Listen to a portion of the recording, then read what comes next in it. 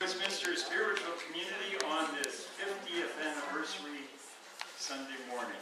Please rise as you are able and we'll join together in our call to celebration. The morning has broken.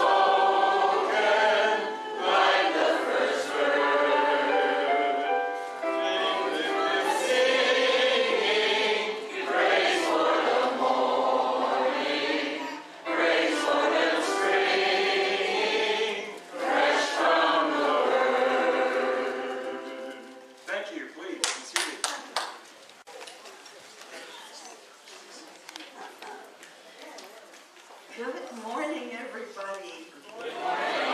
Happy 50th birthday.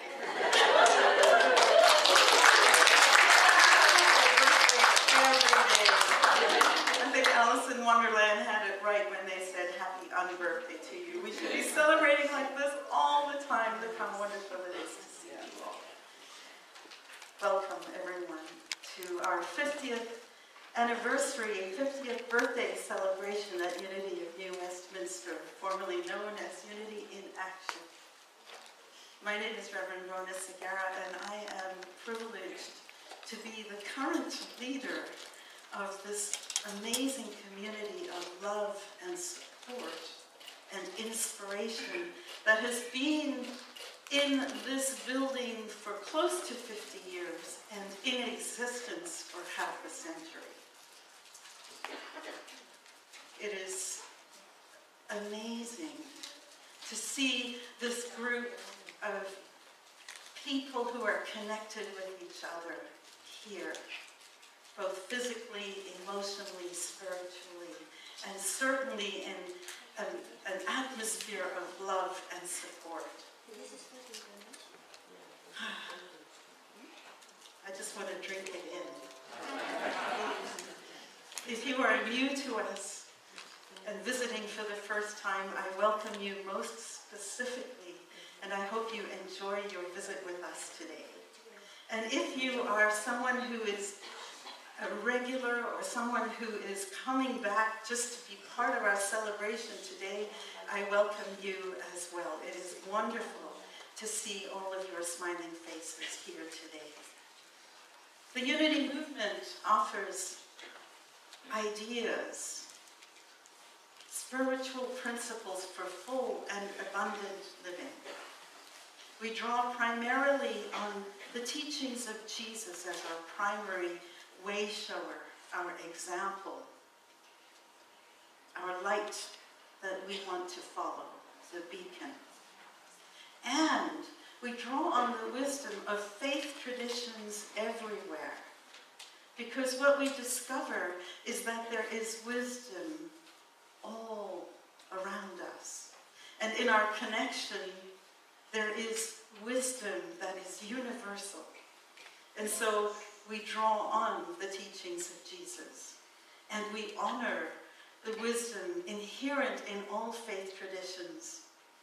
Every person has the right to choose their own spiritual path, their own life path. All are welcome here. All are celebrated here. All are worthy here. We open our service this morning in a time of quiet reflection.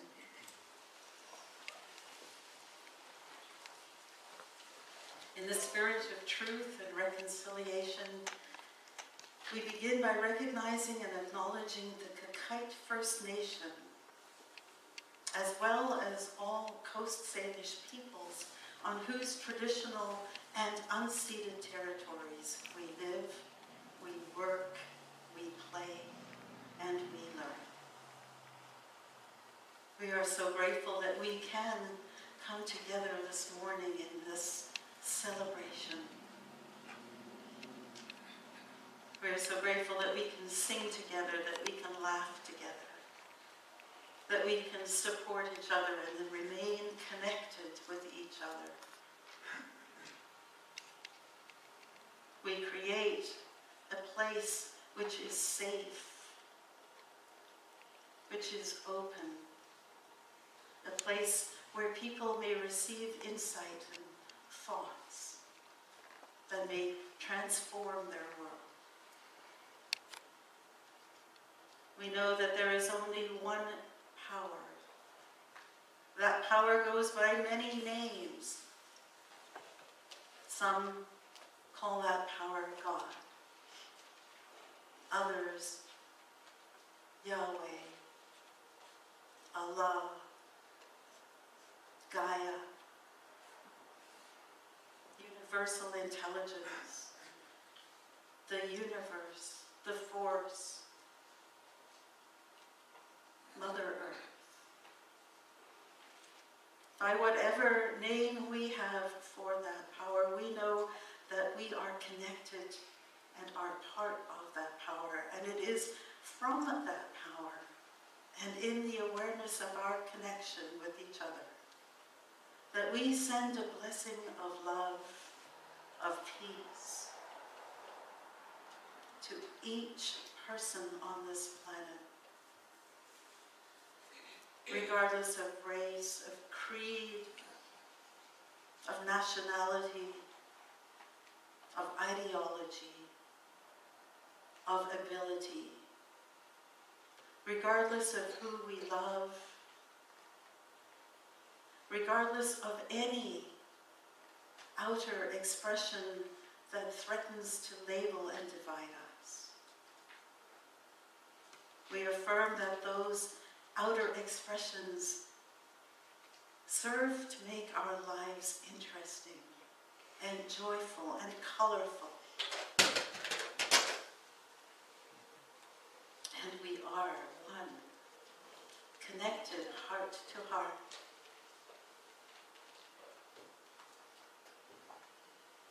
We feel the love from our heart expanding, appreciating ourselves, the person next to us, this entire room, this town, this country, this planet. We are grateful. So grateful. And so it is. Amen. So.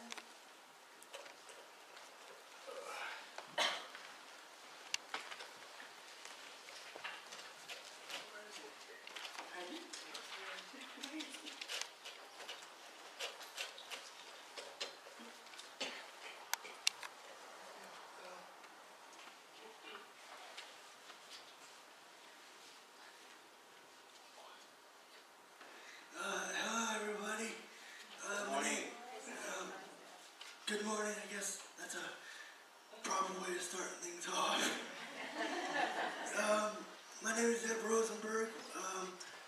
the spiritual community. I'm glad everybody found their way to this place on the 50th anniversary. It's very good to have you. We wouldn't want you to be anywhere else other than a place of love, nurturing, and just overall good vibes. So I will be doing the daily word today for Sunday, November 24th, 2019. And the word of the day is gratitude. As I embrace gratitude, I am filled with an awareness of greatness. It might be tempting to think that we need items and events to be grateful for before we can feel genuine gratitude.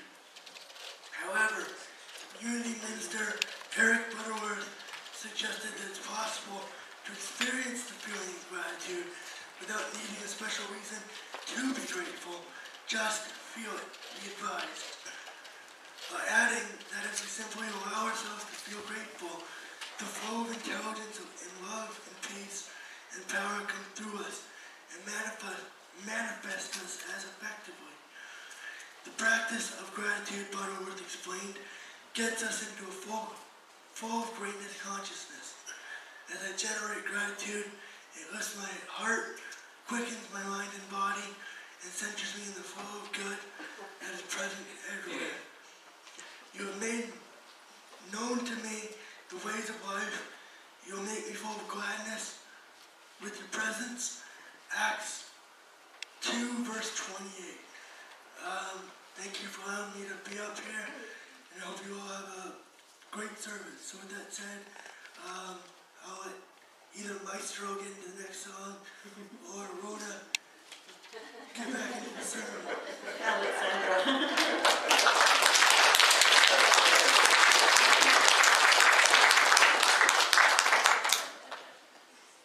The other Rhona. Yeah, we're twins. I can't help but remark what an appropriate daily word today, gratitude. Because boy, do we ever have a lot to be grateful for. Everyone in this room and the 50 years of unity here in New Westminster. My name is Alexandra, and I'm one of the licensed Unity teachers here at Unity of New Westminster.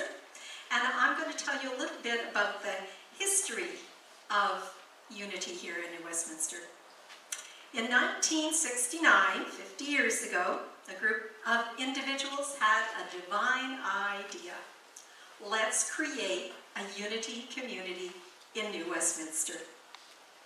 Under the guidance of Reverend Eudalene Steeves, her husband, Robert Steeves, and Reverend Mary Forchuk, Unity in Action was born.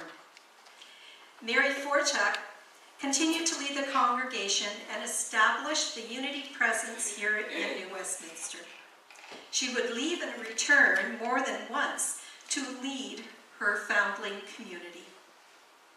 From locations including the YMCA, YWCA, and 855 McBride Street, services were held offering Unity ideas and Unity principles.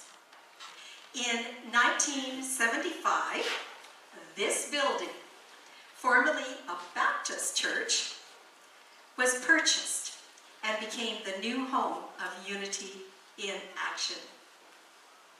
Many ministers have come and gone and are still remembered. Reverends Ed Dawson, Dr. Frederick Rogers, Reverend Don Bolt, licensed Unity teacher Donnie Wilson, Reverends Roy Healy, and Reverend Christina Lee, who has joined us to celebrate this occasion with us. Thank you.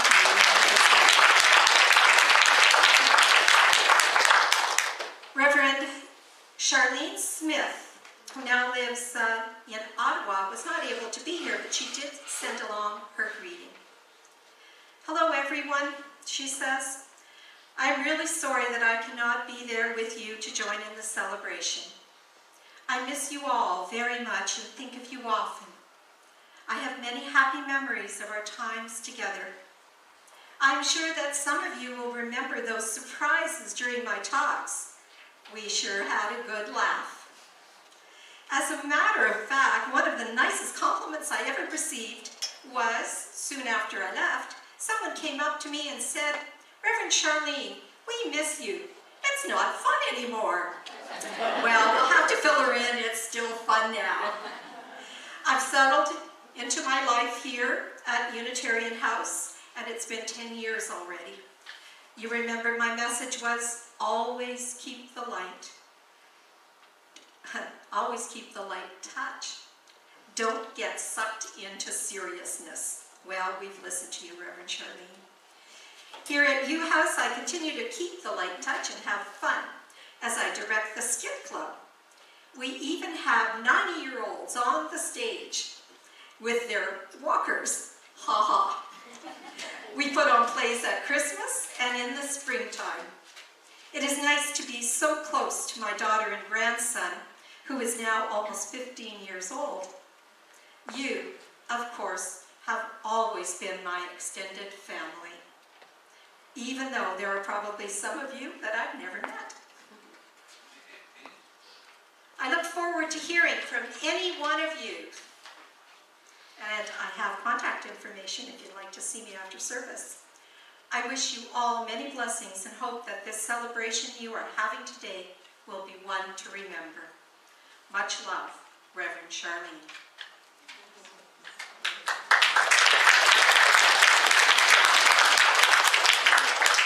And after Reverend Charlene, we have been joined in recent times by Reverend Joy Young and Reverend Roy Ayers. In addition, we've attracted a wonderful array of guest speakers over the years, some of whom are with us today.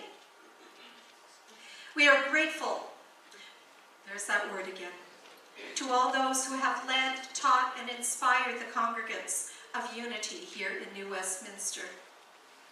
There is one person, however, who has been a common thread throughout many years here.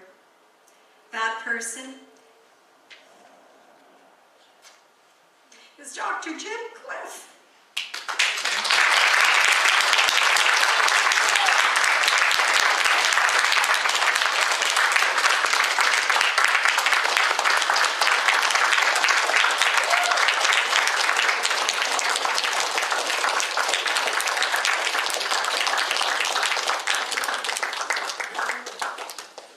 You deserve that, Jim. As former ministers moved away, Dr. Jim was always willing to return again, and again, and again, and again, to take up the mantle of leadership. Whenever there was a vacancy, Dr. Jim would return to lead his flock. He has been a constant presence through the years and is still sharing his presence with us today. As you may imagine, throughout 50 years, there have been challenges. Like life everywhere, there has been an ebb and flow with many opportunities for growth. Regardless of challenges that may have occurred in times of sadness and joy and celebration, the individuals here have and continue to live by unity principles. You are examples of love in action. I first came to Unity in Action 10 years ago, just as the 40th anniversary celebration was taking place. In the years since, I have come to know and love the congregants. People here step up in many forms of leadership and loving service, sharing their gifts and talents freely. Those who are with us in spirit today and you here today exhibit a sincere dedication to unity of New Westminster. That is why our community endures. As individuals, we have evolved spiritually, so too has the community as a whole. Our Unity community has seen lots of changes from the inner to the outer.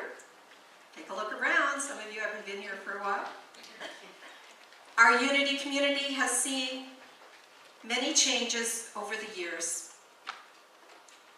And we have recognized that change is a fact of life. In 2017, the membership applied to what is known as the Unity Identity Project and embraced a new name. Unity of New Westminster Spiritual Community was born. The members once more affirming their commitment to be part of the Unity Worldwide movement.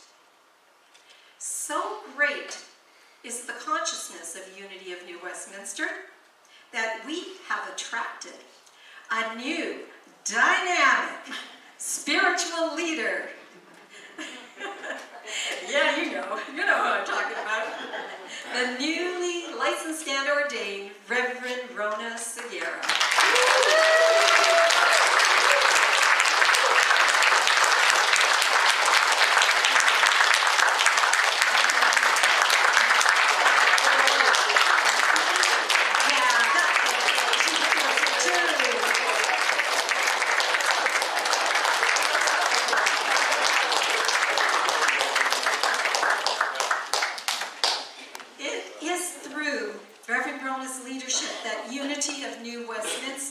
Continues to thrive and grow. She is the perfect person to lead us into the future. We are so blessed by Reverend Rhona and so grateful for her presence. During the reception that follows today, I invite you to watch the slideshow and look at the archived photos and documents in the hall. They honor those who are the foundation upon which Unity of New Westminster was built. As you look at those faces, know that you are continuing their legacy. You are Unity of New Westminster. I hope to see everyone here again for our 60th anniversary celebration.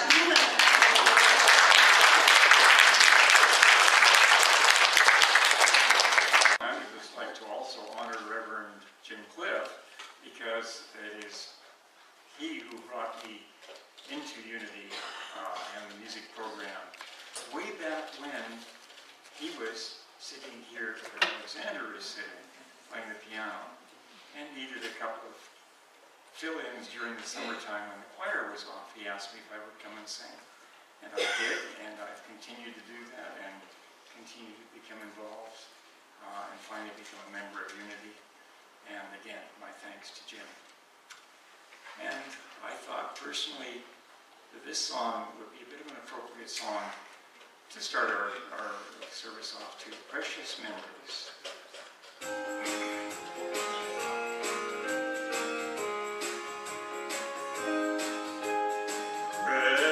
Precious memories, unseen angels, sent from somewhere to my soul. How they linger ever near.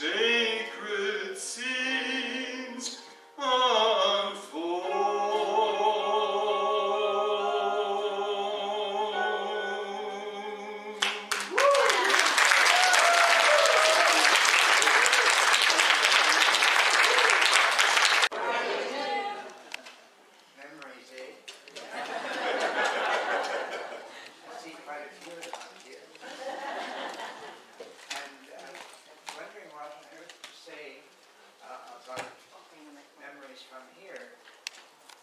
Memories from here. It's on.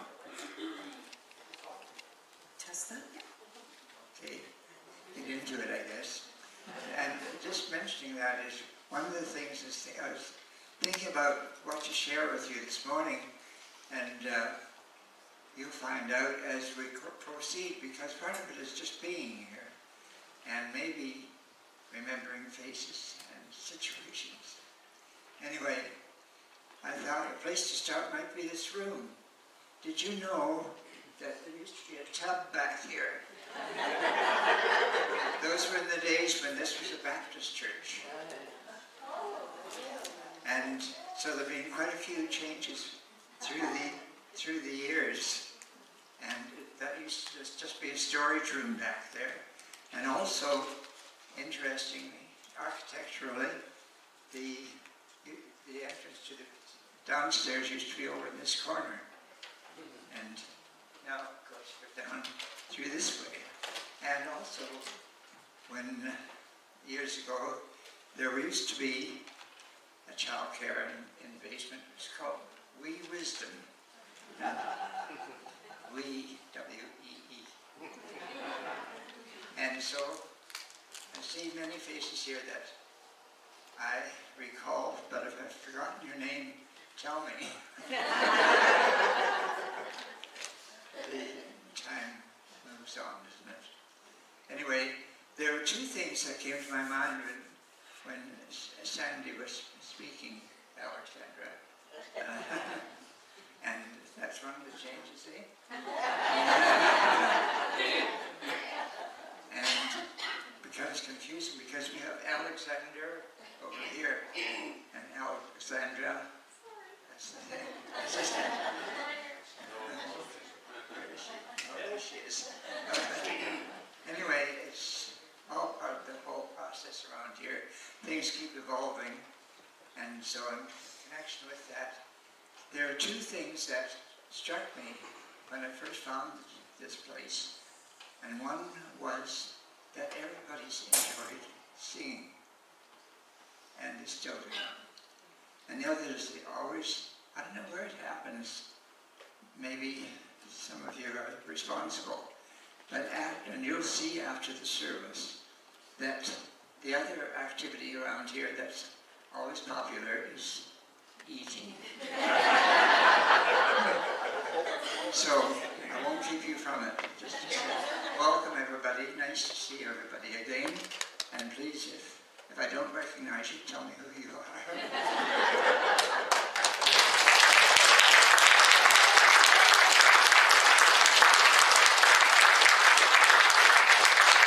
Join together and we'll weave us together.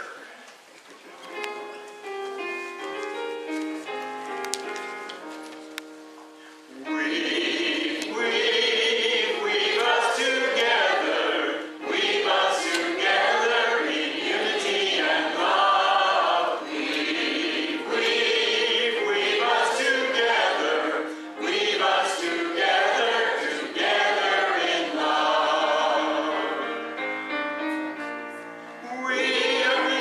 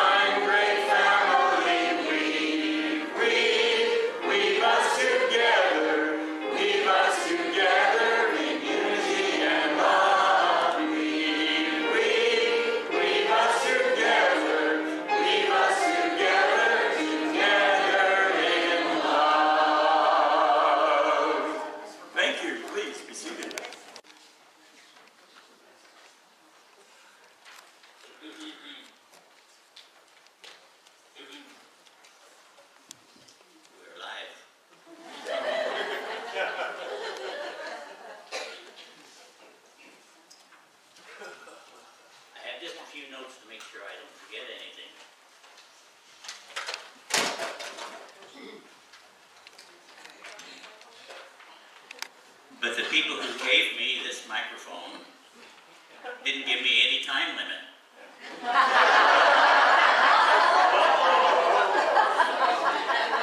But I'll try to keep it down to a reasonable amount of time. I was introduced to Unity in 1986, and I wasn't looking for another church. I didn't know anything about Unity, had never heard of it. But through a series of events, I was transferred with the company I worked for in Calgary to BC. And in order to find something to occupy, to occupy my time, I joined a community theater. And as we finished one of our plays, we were inviting the people from the next one to come in and join us at our little party. Well, at this little party, I met a lady named Donna Miller. And we danced a few times, and we clicked a few times, and if I wanted to be with her on a Sunday morning, this is where I was.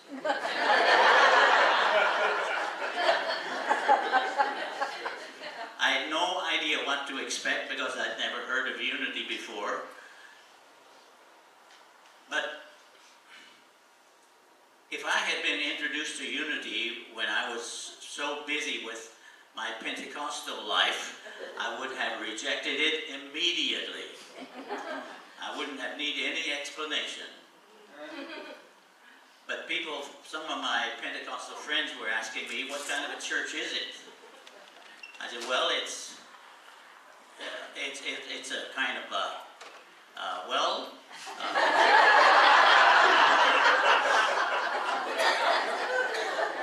it's like a little social club. Because they didn't talk about hell, and they didn't talk about repentance. They talked about heaven. Not heaven up here, heaven in here. I collected. That's where I connected. And so, as the weeks went on, somebody heard that I had been a Pentecostal minister many years before back in Alberta. And so one nice fellow suggested maybe I should do a talk. Not a sermon, a talk. And I said, I have not been here long enough to have any idea of really serious business about Unity, so I rejected it. However, I listened and I learned and I took a few classes that were available during the week, and eventually did fill in a few times when Charlene Smith was here. But we have more educated people to do that since then.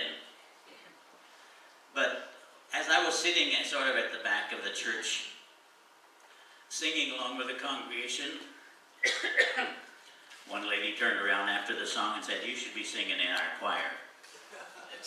I said, "Well, I have bowling league on the night." Now this was not an excuse, because the choir rehearsed one night during the week, and that was the same night where I bowled in a bowling league, and so I said it just doesn't work. However, we changed the night for rehearsal, and then I joined the choir, and since then, well, there's history.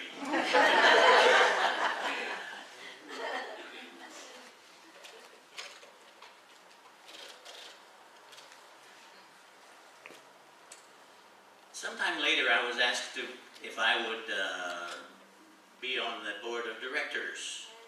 I had to think about that quite seriously for a while, but I did.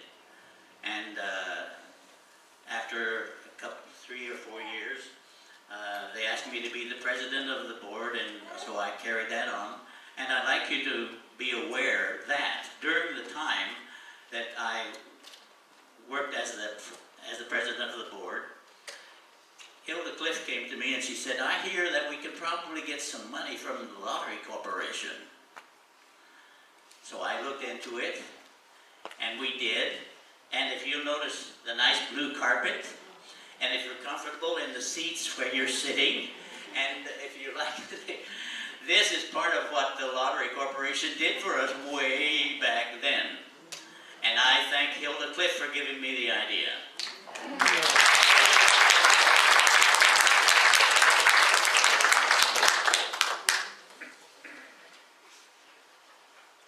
Since then, so many things have changed.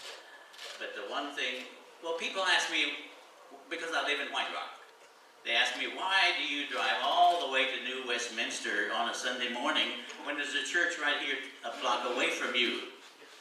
I says, it ain't home. This is home. And even though it's 50 years, I heard the musical group called the Carpenters, and they sang, "We've only just begun." And so have we.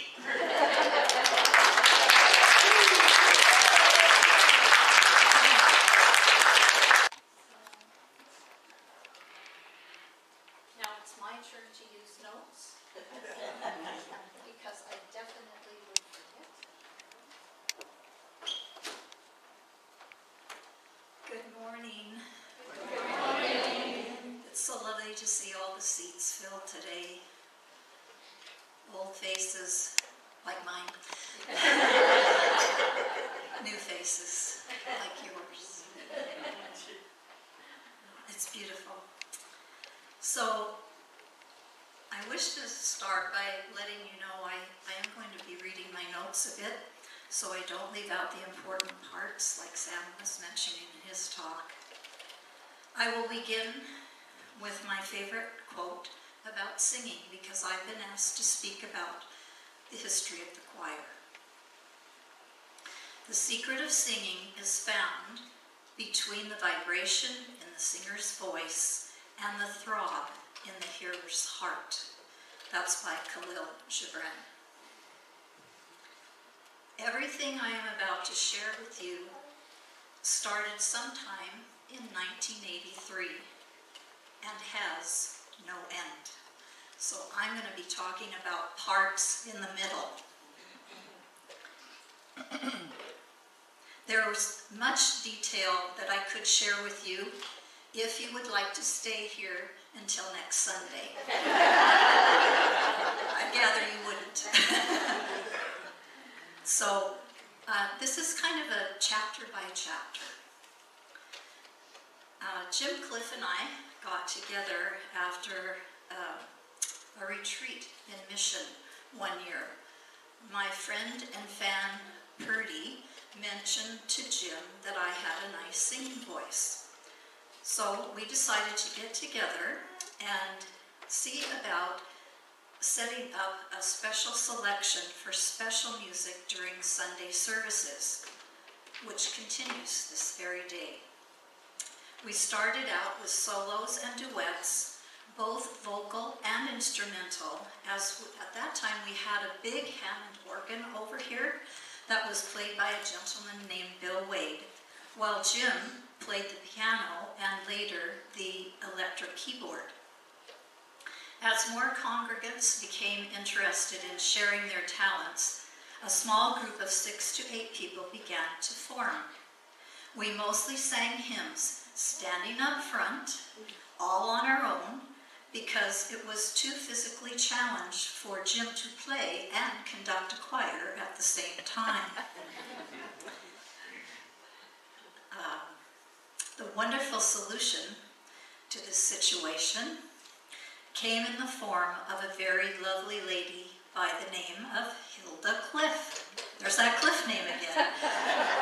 Who became our official choir director, and we began, having practices one night a week and on Sunday mornings.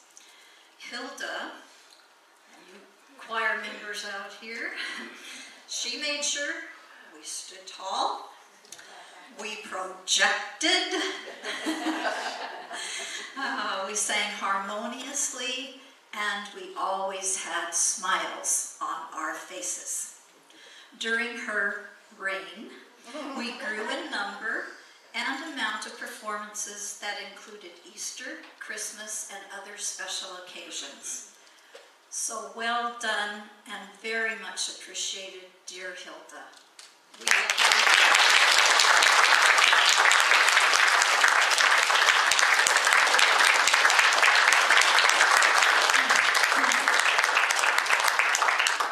When it came time for Hilda to step down, we prayed as a group to have our next leader appear. She was in our ranks, but not too keen at first. The kindness, convincing way another member, Richard Manchell, and myself proceeded with a "let's convince Carol to step into the position" campaign, which after some necessary arm twisting was successful. You know, we all loved her, and I promised I wouldn't cry, but it's going to be a challenge.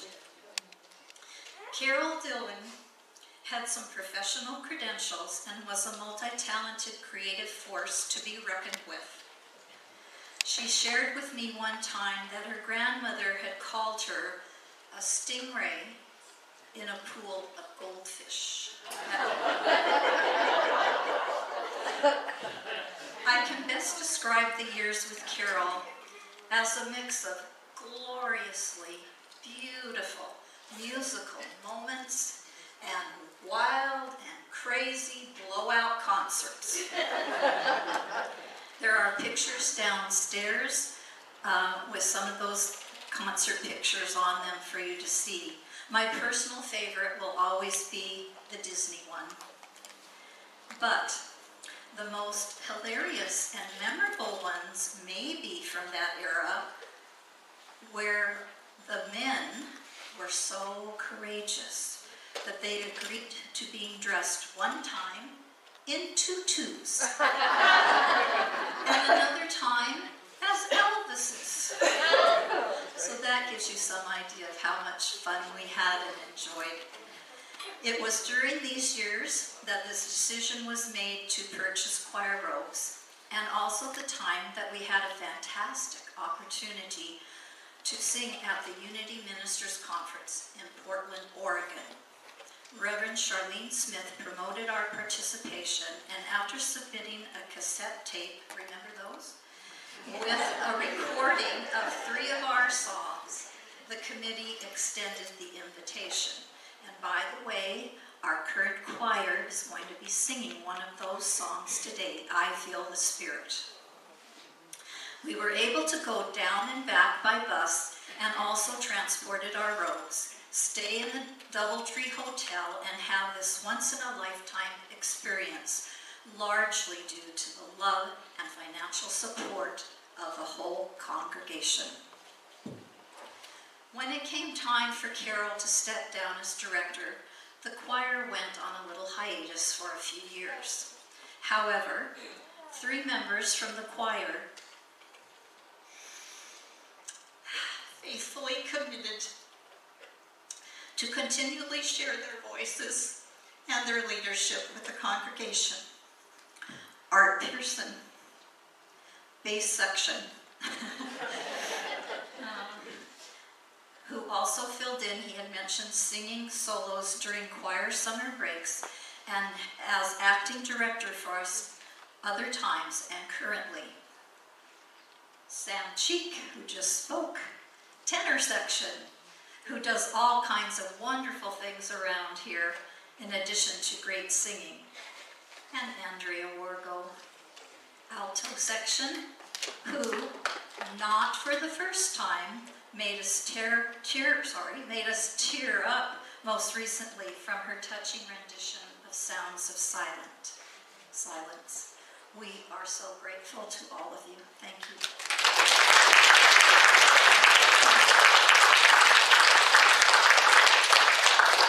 So we turn to the next chapter, when Reverend Roy Ayers became our minister. He brought along some musical talent of his own, singing and playing guitar, and we started forming a group again to sing on special occasions. In addition, we were able to attend the Sai Baba Center Akanda Bhajans twice and experienced an outreach opportunity to sing for them. With Art's help and mine, I must include with Art's help in mind, over the past 2 years, we were able to keep our small choir group going.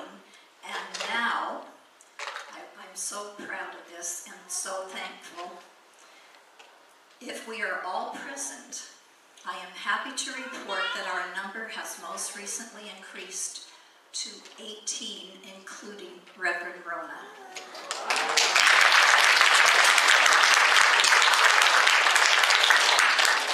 Before I close, I must include the recognition and gratitude that is extended to many musicians who played for us through all the services and concerts, without whom the various performances could have resulted in being a very different story.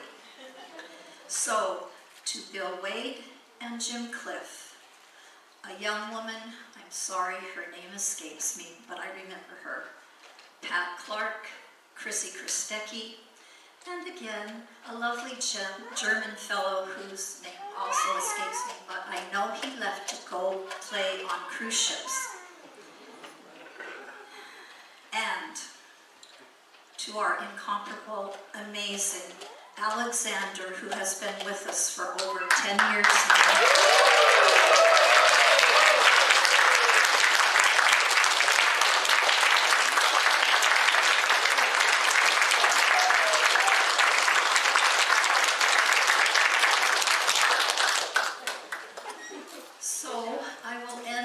As I began.